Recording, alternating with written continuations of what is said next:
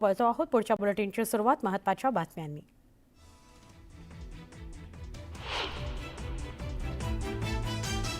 काँग्रेसचे नेते विजय वडेट्टीवार यांनी मुंबईत ओबीसी नेत्यांची बोलावली आहे आज बैठक। रस्त्यावर आणि कायदेशीर लढाई लढण्याचा दिला इशारा। उपमुख्यमंत्री एकनाथ शिंदे आज छत्रपती संभाजीनगरच्या दौऱ्यावर शहरातील विविध विकास कामांसंदर्भात बैठक। संध्याकाळी पत्रकार परिषद। ज्यांच्याकडे नोंद त्यांनाच कुणबी दाखले मिळणार, सरसकट दाखले मिळणार नाहीत, मुख्यमंत्र्यांचं वक्तव्य। ओबीसींवर अन्याय होऊ देणार नसल्याचं फडणवीसांचं आश्वासन।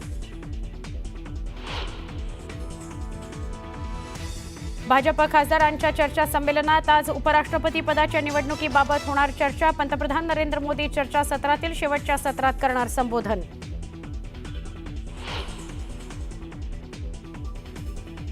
दहशतवाद प्रकरणी एनआयएच्या पथकाचे 5 राज्य आणि जम्मू काश्मीरसह 22 ठिकाणी छापेमारी। बुलेट ट्रेन प्रकल्प उभारणीच्या कामाला महाराष्ट्रात वेग। पालघरच्या डहाणूजवळ तब्बल 40 मीटर लांबीचा बसवला गर्डर। मुंबईकरांचा लोकल प्रवास आणखी होणार सुसह्य। 2856 एसी डब्यांच्या खरेदी आणि देखभालीकरता मुंबई रेल्वे विकास महामंडळानं निविदा केली जाहीर। हिमाचल प्रदेशच्या मंडी आणि उत्तराखंडमध्ये पुन्हा ढगफुटी। दरड कोसळल्यानं रस्ते बंद, तर पुढील 48 तासांकरता गुजरात आणि राजस्थानला हवामान विभागाचा रेड अलर्ट। रशियाचा युक्रेनवर आतापर्यंतचा सगळ्यात मोठा ड्रोन हल्ला। 805 ड्रोन आणि 13 मिसाईल्स डागली युक्रेनवर। 13 जणांचा मृत्यू।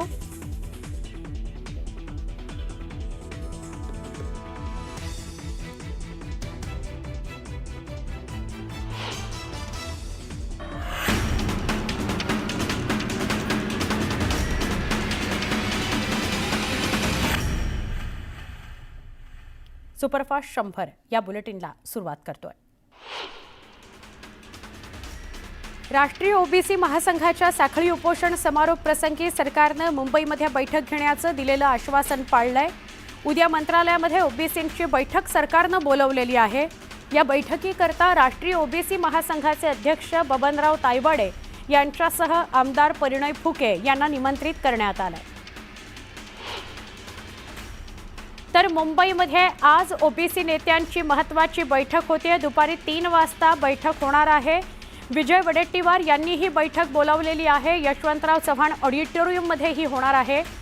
राज्य सरकारनं मनोज जरांगेंना दिलेल्या जीआरला ओबीसी नेत्यांसह समाजाचा विरोध आहे। सरकारच्या या जीआरमुळे ओबीसींचं नुकसान होत आहे असा आरोप ओबीसी नेते करतायत। राज्यातील मराठा आंदोलकांवरील प्रलंबित खटले मागे घेण्याबाबत वारंवार आश्वासनं देण्यात आली, मात्र गेल्या 2 वर्षात मराठा आंदोलकांवर विविध ठिकाणी दाखल झालेल्या 826 पैकी केवळ 86 गुन्हेच आतापर्यंत मागे घेण्यात आलेत अशी माहिती समोर येते। धाराशिवच्या तुळजापूर तालुक्यातील चिंचोली या एकाच गावात 50 कुणबी नोंदी सापडल्या आहेत, मात्र उर्दू आणि मोडी लिपीतील भाषांतराच्या चुकांमुळे 50 नोंदींपैकी फक्त 5 जणांनाच कुणबी प्रमाणपत्र मिळतील। उपराष्ट्रपती पदाच्या निवडणुकीच्या पार्श्वभूमीवर खासदार श्रीकांत शिंदे यांनी दिल्लीमध्ये शिवसेनेच्या खासदारांची महत्त्वाची बैठक बोलावली। एनडीएचे उमेदवार डॉक्टर CP राधाकृष्णन यांना जास्तीत जास्त मतांनी निवडून आणण्याचा चंग शिवसेना शिंदे गटानं बांधला आहे।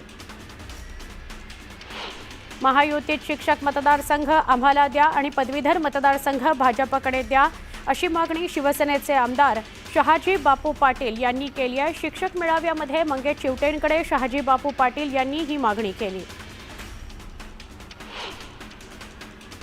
माळशिरसचे शरद पवार गटाचे आमदार उत्तमराव जानकर पुन्हा एकदा वादाच्या भोवऱ्यात अडकले। रास्ता रोको आंदोलनाला गर्दी जमवण्याकरता चक्क आंदोलकांना मटण पार्टी दिल्याची धक्कादायक बाब समोर आली आहे। आमदाराच्या या मटण पार्टीकडे टीका होत असतानाच पालकमंत्री जयकुमार गोरे यांनी आमदार जानकर यांच्यावर जोरदार टीका केली।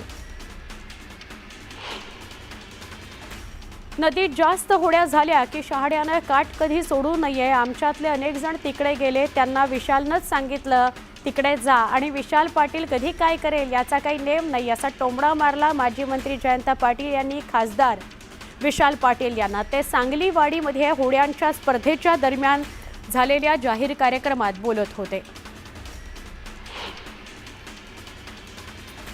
आगामी महापालिका निवडणुकीकरता सगळ्या राजकीय पक्षांनी जोरदार तयारी सुरू केलेली असून शिवसेनेनेही मुंबईतील प्रभारी विभाग प्रमुख आणि प्रभारी विधानसभा प्रमुखांची यादी जाहीर केली।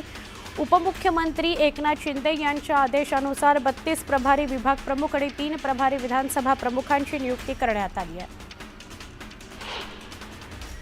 नागपूर महानगरपालिकेच्या आगामी निवडणुकीमध्ये प्रभाग रचनेबाबत 115 आक्षेप दाखल झाले आहेत। काँग्रेससोबतच भाजपच्या माजी पदाधिकारी आणि नगरसेवकांनीही आक्षेप नोंदवले आहेत। या आक्षेपावर मंगळवारी सुनावणी होणार असून त्यानंतर अंतिम प्रभाग रचना निश्चित होणार आहे। नवीन नागपूर संदर्भात आज मुख्यमंत्र्यांच्या उपस्थितीत करार होणार आहे। नागपूरचा वाढता विस्तार लक्षात घेता राज्य मंत्रिमंडळाने 6500 कोटी रुपयांच्या नवीन नागपूर प्रकल्पाला मान्यता दिली आहे।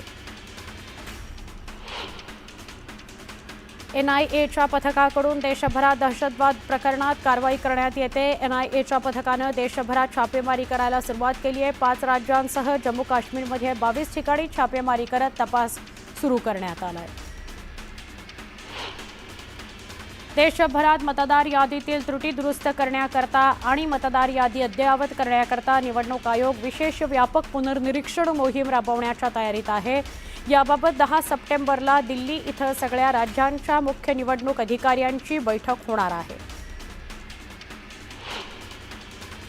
सरकारने 22 सप्टेंबरपासून GST दर 2 स्तरावर म्हणजे 5% आणि 18% आणण्याचा निर्णय घेतलाय। यामुळे अपेक्षेपेक्षा जास्त महसुली तूट निर्माण होण्याची शक्यता तज्ज्ञांनी वर्तवली आहे। अर्थमंत्री निर्मला सीतारामन यांनी महसुली तोटा 48,000 कोटी रुपये असल्याचं सांगितलं। पश्चिम आणि मध्य रेल्वेच्या उपनगरीय मार्गावर अधिक सुविधा संपन्न AC लोकल उपलब्ध करण्यात येणार आहेत। त्यानुसार 12 ते 18 डब्यांच्या 238 लोकल करता 2856 AC लोकल डबे खरेदी करता निविदा प्रसिद्ध केली गेली आहे।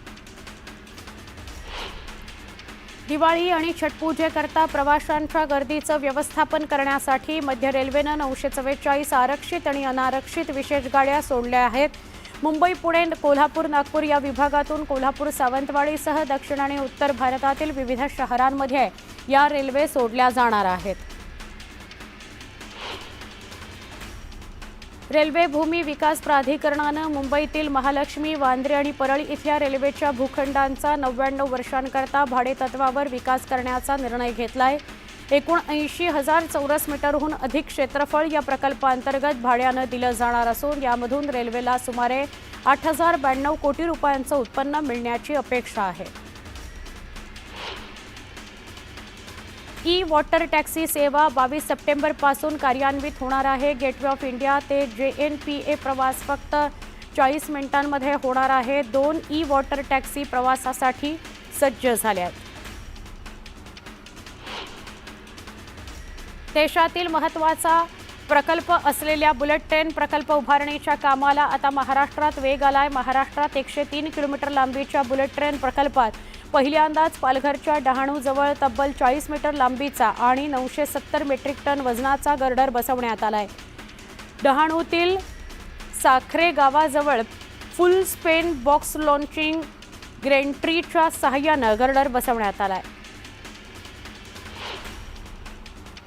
चंद्रपूर जिल्ह्यातील कोरपना इथं उपविभागीय अधिकारी कार्यालय स्थापन करण्याच्या दृष्टीने महत्त्वाचं पाऊल उचलण्यात आलंय। कोरपना आणि जिवती या तालुक्यातील तहसीलदारांनी शासनाकडे सकारात्मक अहवाल सादर केला। पालघरच्या समुद्र किनाऱ्यावर 3 भले मोठे कंटेनर आढळून आले होते। हे कंटेनर ओमान जहाजातील दुर्घटनेतील असल्याची माहिती समोर येते। ओमान जहाजावरील 350 पैकी 302 कंटेनर शोधण्यात यश आले। बेपत्ता असलेल्या 48 कंटेनर्सपैकी 25 कंटेनर गुजरातमध्ये तर 3 पालघरच्या समुद्रकिनारी असल्याची माहिती पोलिसांनी दिली आहे। जळगावच्या चाळीसगावमधील गिरणा धरण सध्या 96% भरलंय. धरणाच्या 6 दरवाजांमधून विसर्ग सुरू करण्यात आलाय. गिरणासह मन्याड धरणातूनही पाण्याचा विसर्ग सुरू आहे. गिरणा नदीला पूर आलाय. जिल्हा परिषदेच्या शिक्षकांची संभाजीनगर जिल्ह्यातील सोसायटीच्या वार्षिक सर्वसाधारण सभेमध्ये प्रचंड गर्दी झाली. गदारोळ झाला. संचालक मंडळ बरखास्त करा अशी मागणी सभासदांनी लावून धरली. त्यामुळे प्रचंड प्रमाणात गोंधळ उडाला. खग्रास चंद्रग्रहण असल्यानं कुलस्वामिनी आई तुळजाभवानी मातेची मूर्ती पांढऱ्या सोवळ्यात झाकून ठेवण्यात आली. या ग्रहण काळात भाविकांना देवीचं दर्शन बंद होतं. महंत पुजारी यांनी ग्रहण सुरू होण्यापूर्वी देवीचा अभिषेक केला, तिची पूजा केली. आईच्या नावानं पौर्णिमेनिमित्त जोगवाही मागण्यात आला.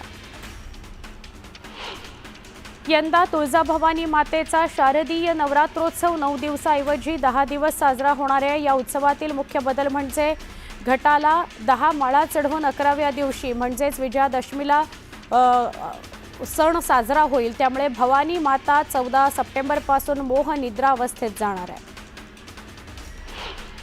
रत्नागिरी जिल्ह्यातील दापोली उपजिल्हा रुग्णालयाच्या समोर आणि आवारात भले मोठे खड्डे पडले. रुग्णांसह त्यांच्या नातेवाईकांचे हाल होत आहेत. रुग्णालयामध्ये येताना खड्ड्यातूनच मार्ग काढावा लागतोय. वाहन चालकांची तारेवरची कसरत होतीये.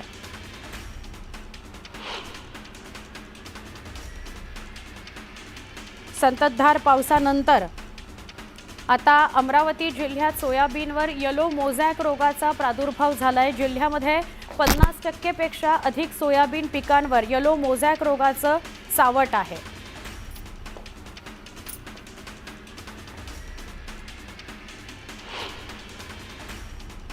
छोटासा ब्रेक. पहा फक्त सुपरफास्ट 100.